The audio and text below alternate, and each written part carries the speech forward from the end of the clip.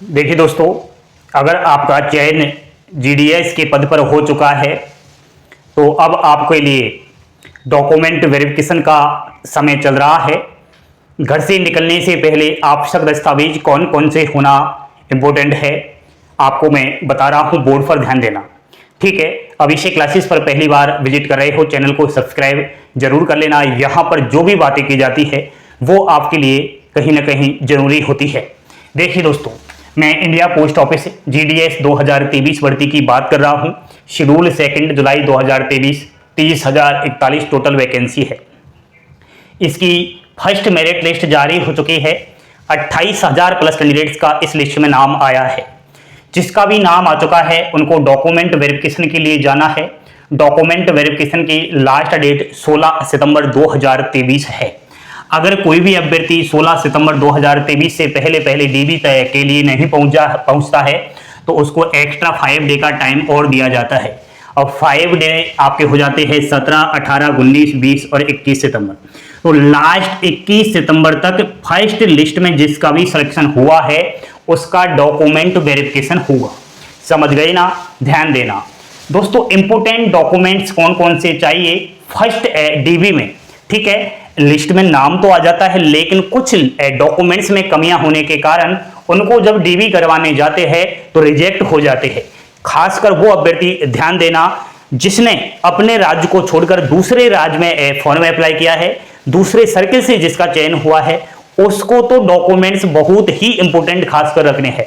देखिए दोस्तों, 10वीं की अंक तालिका जिसे हम मार्कशीट कहते हैं, ठीक है, वही ले जानी है जो आपने फॉर्म भरते समय डाली है।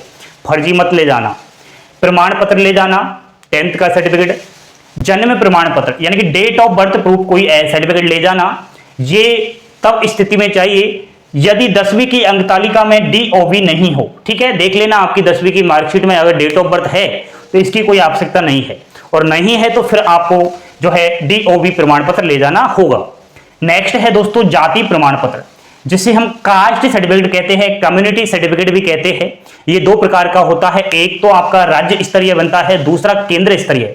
एक आपका जिसे हम स्टेट लेवल कहते हैं और सेंट्रल लेवल कहते हैं। तो अगर आपके पास जो है केंद्र का यानी कि सेंट्रल का जाति प्रमाण पत्र है तो काम चलेगा, स्टेट का नहीं चलेगा। खासकर वो अभ्यर्थी जो अपने राज्य को छोड़कर दूसरे राज्य में डीबी करवाने जा रहे हैं तो आपके पास सेंट्रल का जाति होना जरूरी है। ईडब्ल्यूएस कैटेगरी के अभ्यर्थियों का 1 साल की वैलिडिटी वाला चाहिए, 1 साल पुराना नहीं होना जरूरी है।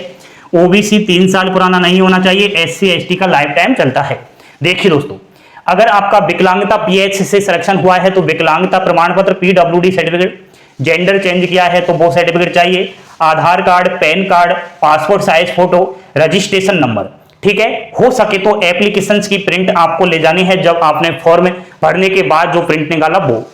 और मेडिकल प्रमाण पत्र, मेडिकल सर्टिफिकेट, ये आपके सरकारी डॉक्टर की मोहर और सिग्नेचर के साथ बनेगा। आपके घर के नजदीक किसी भी सरकारी डिस्पेंसरी या फिर सरकारी हॉस्पिटल से आप इसे बनवा सकते हो। एक और एक्स्ट्रा डॉक्यूमेंट्स अब ले जाना हो सकता है दोस्तों, जिसे हम कंप्यूटर डिप्लोमा या फिर सर्टिफिकेट कहते हैं। 60 दिन वाला आपके पास कंप्यूटर का प्रमाण पत्र डिप्लोमा है तो ले जाना, मांग सकते हैं। खासकर वो अभ्यर्थी जिसका चयन बीपीएम ब्रांच पोस्ट मास्टर पर हुआ है, इसको कहीं ना कहीं ये डिप्लोमा प्रमाण पत्र मांग सकते हैं। इसलिए मेरे दोस्तों, आपसे मैं कहता हूं कि अगर आपका जो है कहीं ना कहीं बीपीएम के पद पर हुआ है तो ये खासकर आपको तैयार रखना है। ठीक है, इसके रिलेटेड मैंने अच्छे से इससे पहले जो वीडियो बनाया उसमें जानकारी दे रखी है। बीपीएम के पद जिसका सिलेक्शन हुआ है उससे ही क्यों मांग रहे हैं, एबीपीएम को आवश्यकता होगी क्या, तो उस वाली वीडियो को देखना। ये मैंने जो बताया है इंपोर्टेंट डॉक्यूमेंट्स है दोस्तों, इनके अलावा एक भी एक्स्ट्रा डॉक्यूमेंट्स आपको नहीं ले जाना है।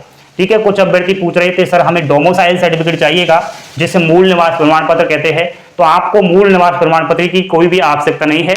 आपके पास मैसेज भी आ गया होगा, मैसेज में भी इन्हीं डॉक्यूमेंट्स का जिक्र किया गया होगा। समझ गए ना? झूठी अफवाहों से बचना है और वही इंपॉर्टेंट बात लेनी है जो आपके काम की है। बने रहिए अभिषेक क्लासेस के साथ, स्क्रीनशॉट ले लेना।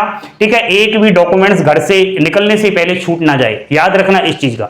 ठीक है, कोई भी समस्या है तो इंस्टाग्राम पर संपर्क कर सकते हो। ठीक है, बने रहिए अभिषेक क्लासेस के साथ। थैंक यू, धन्यवाद। जय हिंद, जय भारत।